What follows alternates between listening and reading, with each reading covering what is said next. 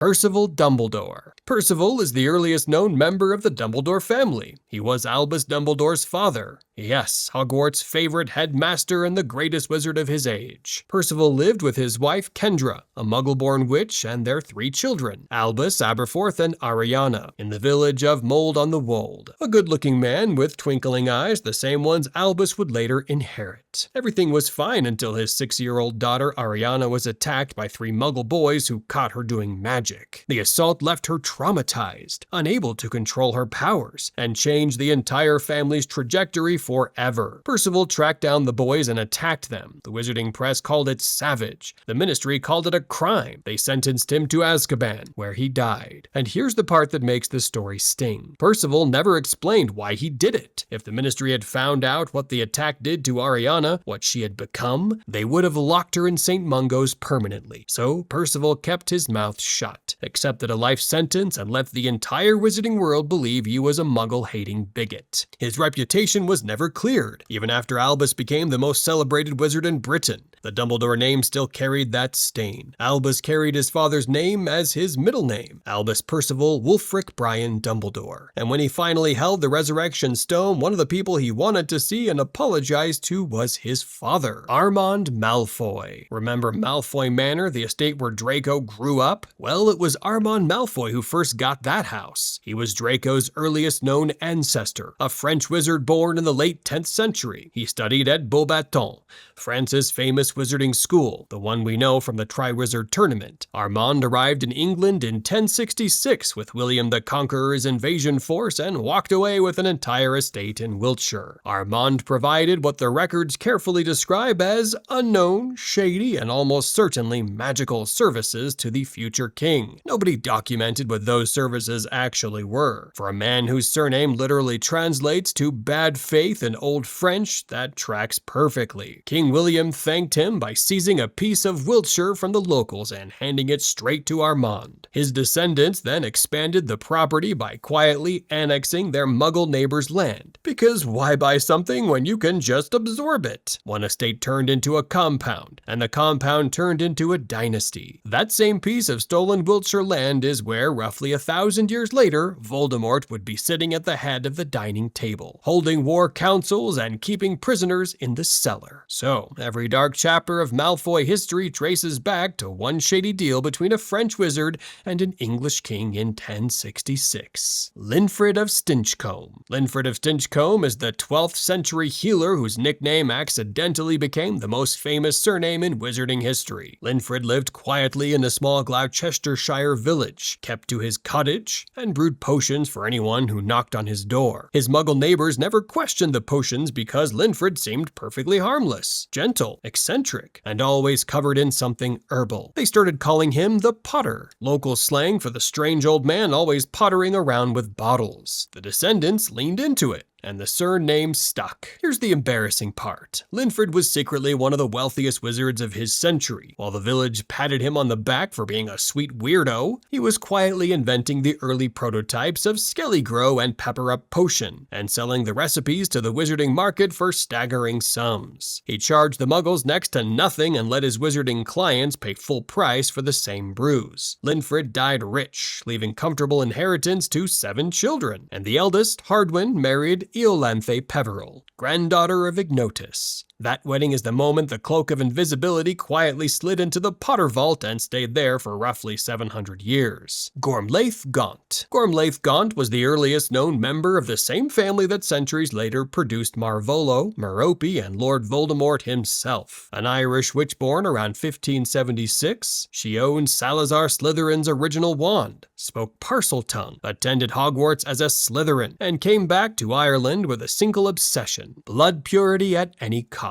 When her sister started helping muggle neighbors with healing potions, Gormlaith burned her cottage down with her and her husband inside. Charming. Then kidnapped their 5-year-old daughter, Islot, and kept her locked away for 12 years. Banned from school, banned from owning a wand. Forced to watch her aunt curse anyone who wandered too close to the house. Isolde eventually escaped, stole Gormlaith's wand, and fled across the Atlantic. Gormlaith tracked her down 14 years later, crossed the ocean disguised as a man, and attacked Ilvermorny, the school Islot had built in Massachusetts. She put the family into enchanted sleep, deactivated Slytherin's wand with Parseltongue, and was killed by a Pukwudgie with a poison arrow before she could finish the job. The wand was buried on the school grounds and grew into a snakewood tree. The Gaunts spent the next few centuries marrying their own cousins until they ended up broke, unstable, and producing the darkest wizard in history, Thomas Riddle. Thomas Riddle was Voldemort's grandfather, and here's the thing. He was a muggle, completely, entirely, boringly non-magical. Thomas was born in 1880, lived in the Riddle house, a handsome manor overlooking Little Hangleton, and held the title of village squire. He and his wife Mary were rich, snobbish, and genuinely disliked by basically everyone in town. Their son, Tom Riddle Sr., was apparently worse. The Riddles looked down on the Gaunts, the impoverished wizarding family living in a shack nearby, which is ironic considering the Gaunts thought they were the superior ones. Two families despising each other from opposite ends of the same road. Then Merope Gaunt, Marvolo's daughter, fell in love with Tom Sr. and reportedly used a love potion to make him marry her. When the potion wore off, he fled straight back to his parents, and the whole village had the scandal of the century. Thomas took his son back in, and the Riddles carried on as if the whole thing had been a temporary bout of insanity. They had no idea a grandson existed. 17 years later, that grandson showed up at the Riddle house. Thomas, Mary, and Tom Sr. were found dead in the drawing room. 3 bodies, 0 explanation. The local doctor couldn't find a single thing wrong with them.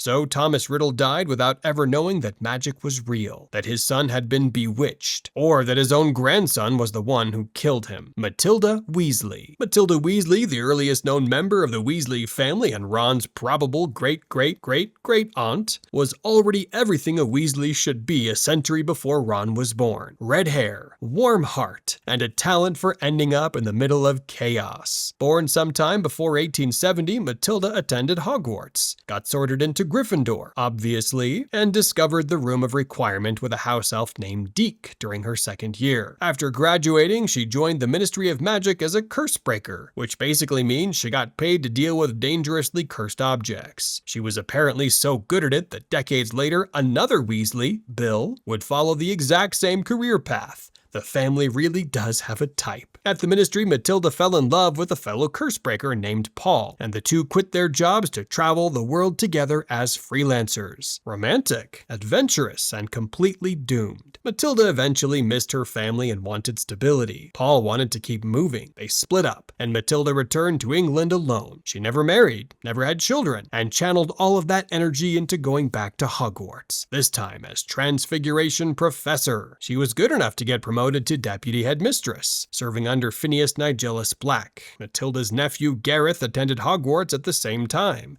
brewing experimental potions that routinely exploded and earning himself regular detention from his own aunt. If that doesn't sum up Weasley family dynamics in one sentence, nothing does. Licorus Black. Licorus Black, great-great-great-grandfather of Sirius, Bellatrix, and Narcissa, is the earliest known member of the House of Black. Everything that family became, the motto, the mania, the burned-off faces on the tapestry traces back to him. Licorus married a pure-blood witch named Magenta Tripe. And yes, that's a real name in the wizarding world. And they had 3 children, a daughter, Misa Pinoa, and 2 sons, Cygnus and Arcturus, both named after constellations. Through Cygnus, Licorus became the grandfather of Phineas Nigellus Black, the most hated headmaster in Hogwarts history, whose portrait still hangs in the headmaster's office complaining about everything. The Blacks were also famous for their looks, tall, dark-haired, aristocratically elegant, the kind of family that carried themselves like wizarding royalty and genuinely believed they were. Licorus lived to 64, kept the bloodline pure, and left behind a dynasty that would spend the next century and a half tearing itself apart over the very principles he built it on. Corvus Lestrange I.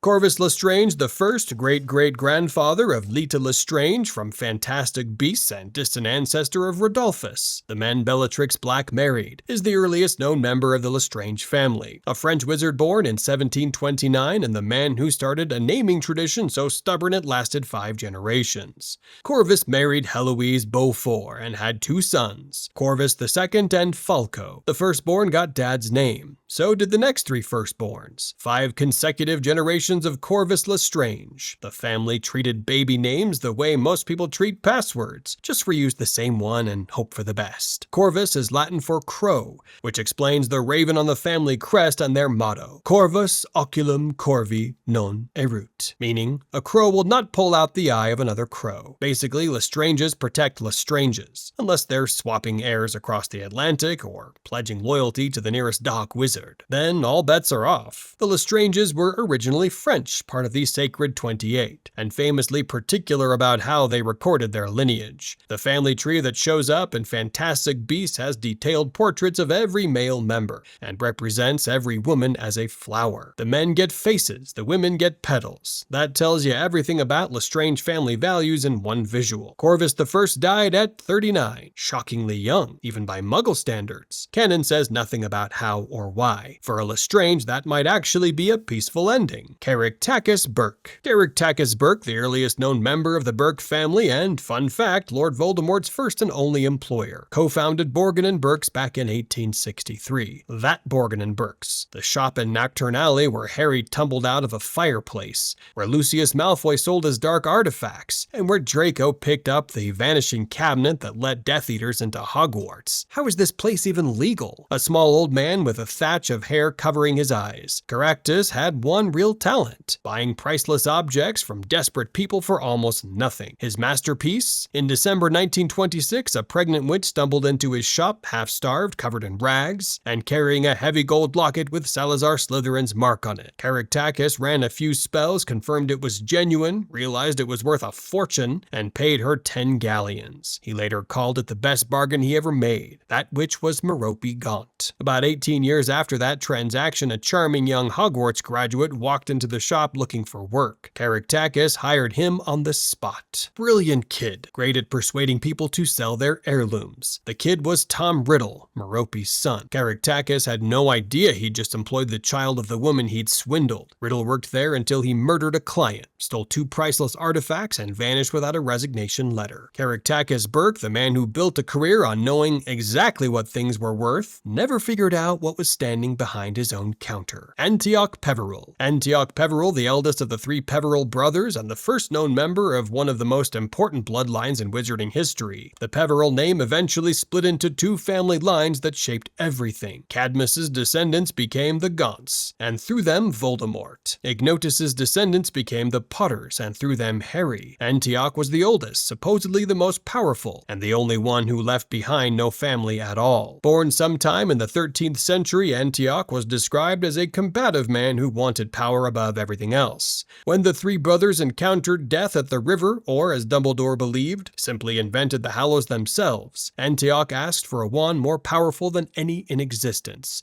A wand that would always win. If Dumbledore was right, that makes Antioch the actual creator of the Elder Wand, the most dangerous magical object ever crafted. He used it immediately, traveled to a distant village, found a wizard he had an old quarrel with, and killed him on the spot. Then walked into an inn, got drunk, and bragged to the entire pub that he owned an unbeatable wand. That same night, another wizard crept into his room, stole the wand, and slit his throat. The eldest Peverell brother lasted roughly a week with the most powerful wand in history. What a surprise. The Elder Wand passed from owner to owner for 7 centuries after that, through Emmerich the Evil, Gregorovitch, Grindelwald, Dumbledore, until Harry Potter finally broke the cycle. Antioch built the weapon. Everyone else spent 700 years killing each other over it. Harfang Longbottom. Ever wonder why Neville Longbottom's grandmother Augusta was so obsessed with family honor? That attitude came from somewhere, and it probably started with Harfang Longbottom, the earliest known member of the family. Harfang was a pure-blood wizard who married Calidora Black, born in 1915, daughter of Arcturus Black II.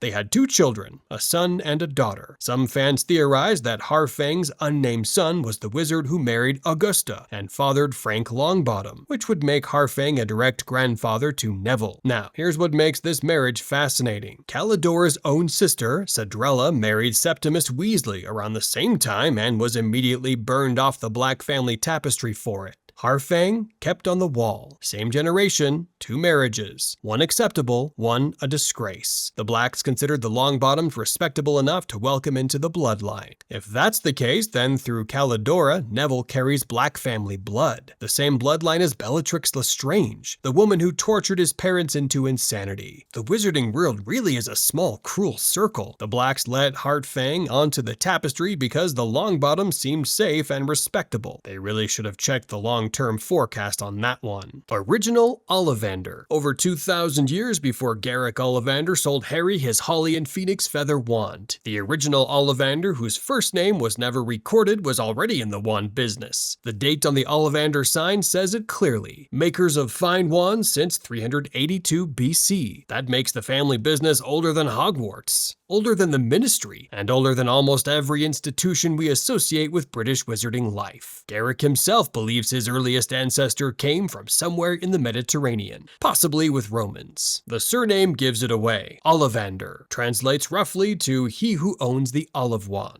And olive trees have never grown in Britain. So, the original Ollivander in ancient England took one look at the local wands, crude, unreliable, barely functional, and opened a stall selling proper ones. For ancient witches and wizards, that meant cleaner spellwork, steadier magic, and a level of precision their old wands had never offered before. Basically, the ancient world's first luxury brand, except instead of handbags, it was sticks that could kill people. Within a generation, the Ollivanders were the wandmakers of Britain. The line passed through Geraint Ollivander in the Middle Ages, then Gerbold in the 19th century, then his son Gervase, and finally Garrick, the old man Harry met in that dusty, narrow shop on his 11th birthday. Cantankerous Knott. Cantankerous Knott, likely the grandfather of Theodore Knott, that quiet, weedy-looking Slytherin from Harry's year, is the man who decided which wizarding families were pure enough to matter. In the early 1930s, he anonymously published the Pure Blood Directory, a book listing the 28 British families he deemed truly pure blood. That list became known as the Sacred 28, and it shaped wizarding politics for decades. Cantankerous included the Malfoys, the Blacks, the Lestranges, and conveniently his own family. He also included the Weasleys, who were mortified about it and spent the next 60 years trying to distance themselves from the list. He included the Ollivanders, despite the fact that Garrick Ollivander's mother was Muggle-born, which apparently slipped past his research. And he excluded the Potters, a pure-blood family going back to the 12th century, partly because Potter sounded too Muggle, and partly because Harry's great-grandfather Henry had publicly defended Muggle rights in the Wizengamot. Basically, if Cantankerous liked you, you were pure. If he didn't, you weren't. Peer review was not part of the process. The man's name literally sounds like cantankerous, and everything about him suggests he earned it. Now, every one of these families started somewhere, but so did the witches and wizards born into them. The childhood of every wizard in Harry Potter explained. That's your next lesson here at Stickman Hogwarts. Click now before Gormlaith Gaunt shows up to homeschool you.